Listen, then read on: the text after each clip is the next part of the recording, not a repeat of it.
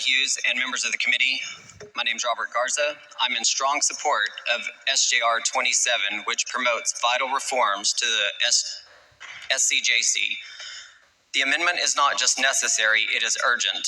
It strengthens accountability, restores public trust in our judiciary. The fact that the SCJC sanctions judges in less than 1% of all complaints is deeply troubling, as it undermines public confidence in the judicial accountability and raises serious concerns about transparency and oversight.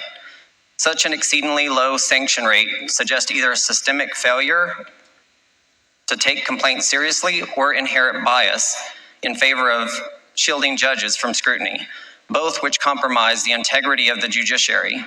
In any system that values the rule of law, credible allegations of judicial misconduct must be met with rigorous, impartial investigation and meaningful consequences, not dismissal by default.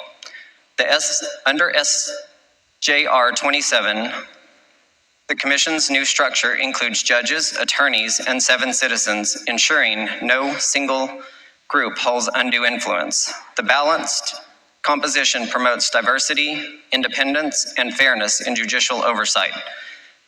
The amendment empowers the SCJC to issue public warnings, reprimands, and sanctions without the delay of full tribunal proceedings, while also authorizing the suspension of judges under indictment. These common sense tools that allow misconduct to be addressed swiftly and transparently. This is more than a procedural change. SJR 27 reaffirms our commitment to judicial integrity, transparency, and the public good. It fixes inefficiencies, protects due process, and ensures stability by allowing current members to serve until replaced. It is not a partisan issue. It's a matter of principle. No judge should be beyond accountability when the public sees that we hold judges to the highest ethical standards. Trust in this rule of law is strengthened. By supporting SJR 27, you are standing for fairness, you are standing for justice, and you are standing for the people of Texas. I respectfully urge your support. I'll put this out there right now. I'd like to be one of those citizens. Thanks for your testimony. Thanks for being here. Welcome. Introduce yourself and give us your testimony. Yes, Jay Dickens, in support of SJR 27. I'm an ex-drug agent, including South American service. When I was chasing drug smugglers, I wish someone had brought me the kind of evidence of the quality that I turned into the SCJC that they took no action on, no action at all. We need an SCJC that believes what I'm going to talk about here is wrong. You guys, I think, will be shocked. Here's some of the stuff SCJC didn't care about. A ward with a 2-year-old mentality had relatives borrowing without court approval $1.3 million from the ward's bank accounts. A bond was set at $120,000 with unbonded relatives signing 7-figure checks from the ward's bank accounts. State statute calls for the bond to match the asset. Should have been $20 million. Judge approved a $120,000 bond over and over again, knowingly. 2 judges refused to appoint an ad litem in the same case I was talking about there for years, despite all this wrongdoing. SCJC's fine with all this. Some other cases, I started digging around. I found this case, started digging around. All this is from public records. Ward wrote a letter to the judge requesting restoration of rights in 2017 with no court follow-through. This is in 2021. 4 years, a guy asked to restore his rights, no follow-through. Co-guardians have not visited protected person in 31 years. How many judges had to mess up for 31 years? SCJC, I told them about this, they don't care. Protected person under guardianship since 1994, whose only incapacity was her ability to lift heavy objects. Again, this is from government reports. This is reliable government reports with this info. In one case, I filed a complaint with the SCJC. The information I had at hand did not include the judge's name, so I explained to the SCJC, there's a ward in trouble. I don't have access to the judge's name.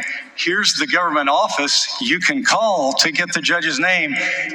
And the SCJC turned down the complaint and says, you don't have the judge's name in there. I mean, that's how ridiculous it is. I'm dead serious. There's some ridiculous things going on, and the SCJC should care. They don't care. I'm serious. And thank you for your testimony. Sure. Ms. Lundy, welcome. Introduce yourself. Go ahead. Chairman, members of the committee, thank you for the opportunity to speak today. I'm Jennifer Lundy, Executive Director for Texans for Judicial Accountability. I am for SJR 27. November 16th, 1992, the Special Court of Review was created unconstitutionally to provide a new review of decisions made by the State Commission on Judicial Conduct in response to complaints from 2 Texas Supreme Court justices that had been censured by the SCJC. That was pulled from an article called An Introduction to Texas' New Special Court of Review by Jim Paulson and someone else. The result of that has created what we have today, an SCJC that has very little, if any, trust. The SCJC should be somewhat feared by the judiciary, much like a health inspector at a restaurant.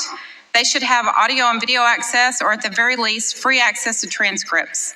The SCJC should be reviewing judges' actions to determine if there is a pattern of legal error or if a decision was motivated by an improper motive such as bias, revenge, or anger, disregarding procedural requirements, or violating fundamental rights. That is pulled from the Justice System Journal, Volume 28, Number 3. Yet they don't. In fact, they disregard legitimate complaints daily. We would actually like all complaints public, as one commission argues if the charges and hearing portion of a commission matter were open, the public would have a better understanding of the entire disciplinary process.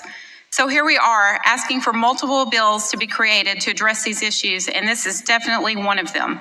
A judge evaluating judicial conduct will not result in the full protection of Texas and the rights of Texas citizens. I recently spoke with one of the Supreme Court justices about this. He asked me, how can your average citizen know the law and what a judge should be doing? That's a fair question. I listed 3 of our public members that have served that I thought he would know and asked if they'd done a fair job.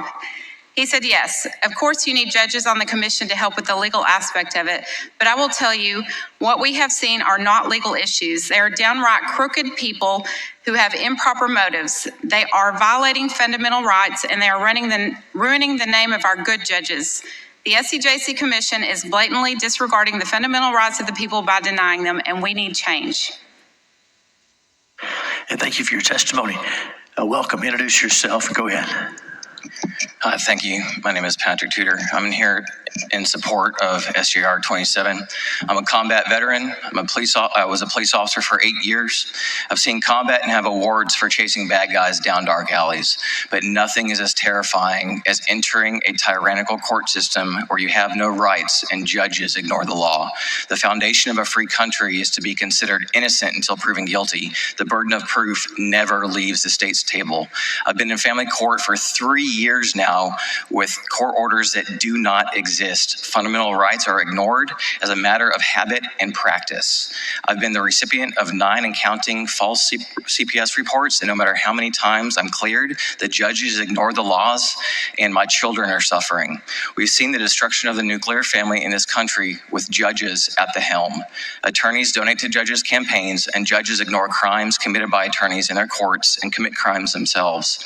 I've been jailed for court orders that do not exist. That's called kidnapping.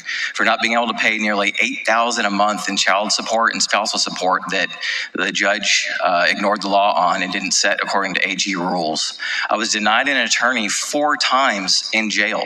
I had to file my own writ of habeas corpus. The judge altered the transcript and lost an entire hearing to cover his tracks. The regional judges and appellate courts ignore and downright refuse to answer the constitutional violations that are raised. Judges are protecting judges. When we complain about these crimes, the SCJC does nothing.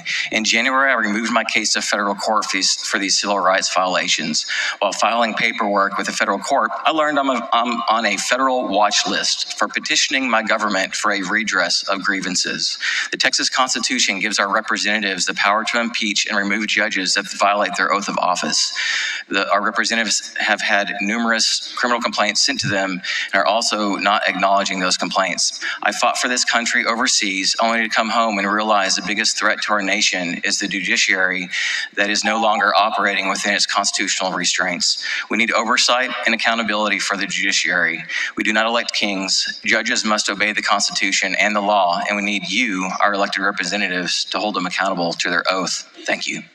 Thank you for your testimony. Senator Perry, you have the I just want to say hello to Jay Dickens, a fellow constituent in Senate District 28 and a strong advocate for good law, but adult probation specifically. And your initiatives are not lost. We will get around to hopefully moving some of those, but your part of them has been what we're trying to solve with Senator Huffman's bill. So I appreciate it. Senators, any other questions for these witnesses on the joint resolution? Thank you each for being here. Thank you for your testimony. Thank you. Call Christopher Perricone, Tom Cam, Caitlin Ross, Kai Andrews. Again, we're looking for Christopher Perricone, Tom Cam, Caitlin Ross, Kai Andrews.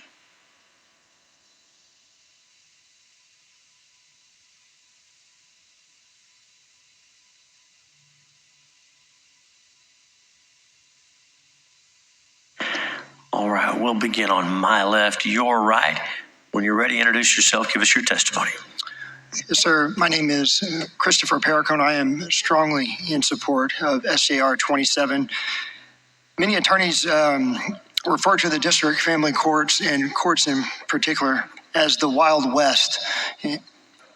I've lived that reality, but unlike the old Wild West where horse thieves were pursued by the law, and sometimes that was met with a rope, today it's the state, through these district court judges, committing the theft and robbing us parents of our God-given fundamental rights under the guise of law. And these rogue judges are not rare. This is epidemic in Texas. They abuse and manipulate the law and take children from loving parents, violating the Constitution and the clear Supreme Court precedent with absolutely no accountability.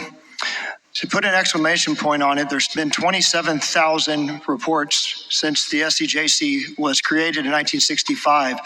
Y'all amended it in the Constitution in 1977, but the majority still stayed with judges watching over judges. Here in 2025, y'all have the opportunity to take the ability of judges to police themselves and allow the judiciary or the legislature to be a true check and balance upon these judges that are rogue. I've experienced this personally, and actually I have one more statistic I would say. Of the 27,000 complaints in 60 years, how many of those district judges have actually been reprimanded? Answer is 48, 60 years. I said it and talked at the SCJC, and I was appalled of what I heard because you wouldn't believe. If you sat in the courts, you would see the violations of our rights. And we need y'all as a legislature to stand up and protect our rights and our children. In my case, I was a mayor, a whistleblower with Ken Paxton, and my children I have not seen in 5 years. The judge has the ability to seal records illegally, shut everything down to where I can't even talk to my kids because I dared to pray with him, and he's going to deem it as family violence. We are begging that y'all will produce this oversight as the check and balance on the judiciary underneath your constitutional rights. If y'all don't do that, then the only other remedy we have is to ask our reps to bring articles of impeachment against these judges who are rogue. Please help stop this tyranny. Thank you. Thank you for your testimony. Welcome. Introduce yourself and go ahead. Thank you. My name is Kai Andrews, and I'm the founder of Children's Court, and I'm here today in support of SJR 27.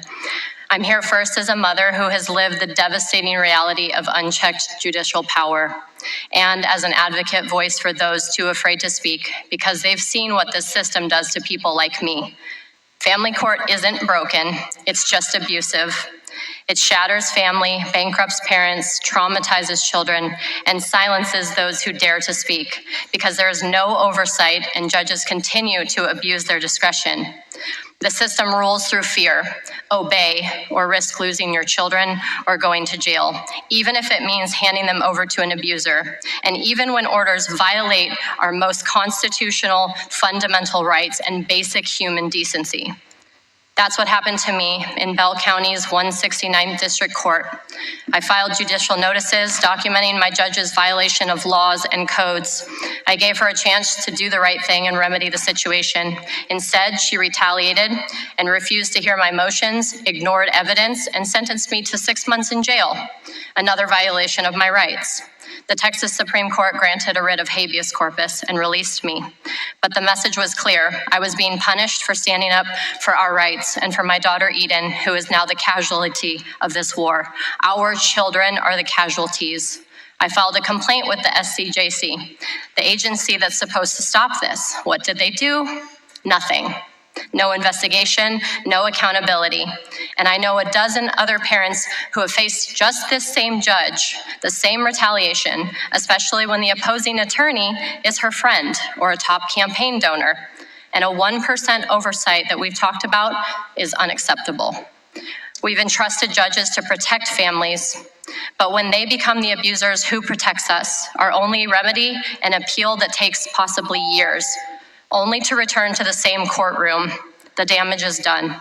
That's why we need SJR 27, not as a suggestion, but as a line in the sand.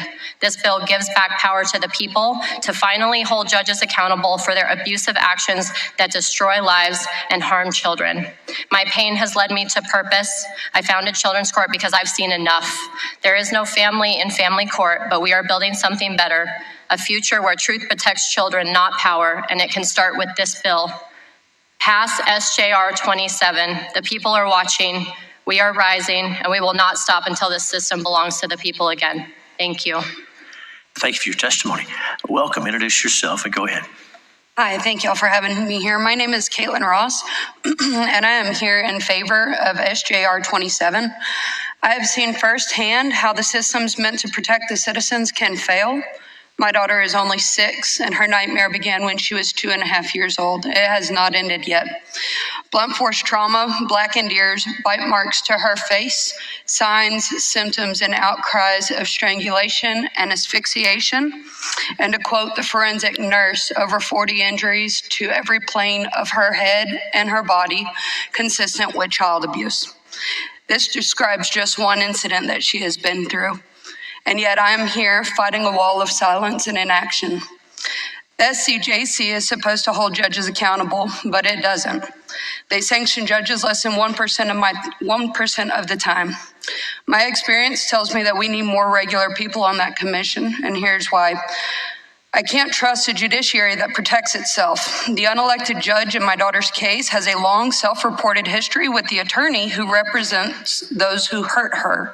She sits assigned following the recusal of every sitting district judge in the county. Despite the evidence, expert testimony, and no cause being given, the judge denied protective orders, denied requests from DFPS for aid to investigates and search warrants, stonewalling investigative efforts, and a string of due process violations, while her abusers are granted primary custody. If more citizens sat on that commission, they'd push for real accountability and transparency. Our case reeks of influence. The judges, sheriff, DA, county attorney, and everyone tied to the court in Matagorda County is conflicted, disqualified, or recused. I believe tilting the power to the citizens could stare down that influence and dig into why my girl's safety was traded for someone's clout. I need that fearlessness when the system bends to the powerful instead of the truth. We need transparency. The SCJC is here to ensure that we, the people, have faith in our judiciary. That faith and trust wanes for many of us. Citizen appointees could help keep the panel honest, accountable, and transparent. My daughter's case is our nightmare. Abuse ignored, a judge who won't budge, a system that failed us at every turn. The SCJC as it stands feels too cozy with the people it's supposed to check. I want people based on their values. I want people with values like mine, picked by our elected governor, accountable to we the people, to bring heart, guts, and a voter's fire to the table. They'd fight for Charlotte when insiders won't, hold judges to account when power twists justice, and give me hope that Texas cares about our families. I'm asking for this change because I can't lose my daughter to a system that won't act.